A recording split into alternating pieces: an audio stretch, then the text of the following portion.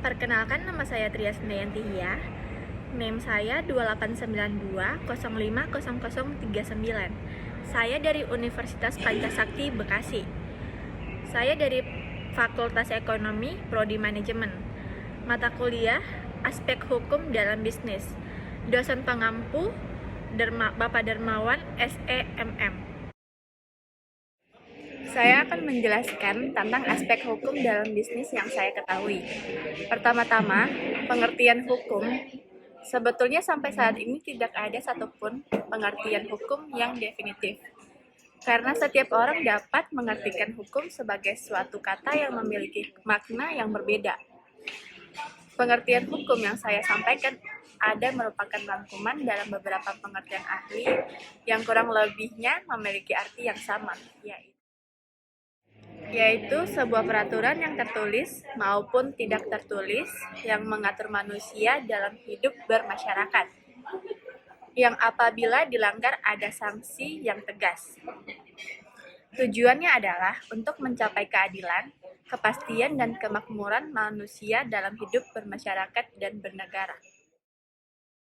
Sedangkan pengertian bisnis adalah kegiatan usaha yang ditujukan untuk mencapai keuntungan, baik itu di bidang produksi barang, distribusi atau pemasaran barang, perdagangan barang, dan jasa. Kemudian pengertian hukum bisnis adalah hukum yang mengatur perilaku dan kehidupan sektor bisnis yang substansinya dipengaruhi sistem ekonomi yang diberlakukan negara tersebut. Hakikat dari hukum bisnis itu sendiri adalah 1. Saran pelaksanaan bagi pemenuhan kebutuhan hidup masyarakat. 2. Adanya kepentingan antara perilaku bisnis dengan masyarakat.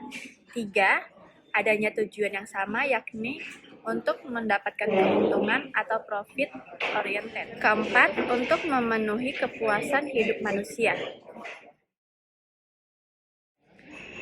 Dasar diberlakukannya hukum dalam kegiatan bisnis yaitu: pertama, memberikan kepastian hukum; kedua, kesebandingan hukum; ketiga, memberikan perlindungan hukum bagi para pihak yang terkait; dan keempat, dapat diterapkan prinsip-prinsip penegakan hukum.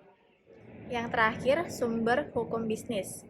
Sebelumnya perlu dipahami bahwa sumber hukum yang dikenal dan berlaku di Indonesia ada dua, yaitu sumber hukum material dan formil, di mana sumber hukum material berkaitan dengan isi dan berasal dari faktor-faktor yang menentukan isi hukum itu sendiri. Sedangkan hukum formil adalah yang berkaitan dengan prosedur atau cara pembentukannya dan secara langsung dapat digunakan untuk menciptakan hukum. Kedua sumber itulah yang menjadi dasar terbentuknya hukum bisnis atau hukum yang biasa digunakan dalam bisnis. Demikian penjelasan saya. Terima kasih.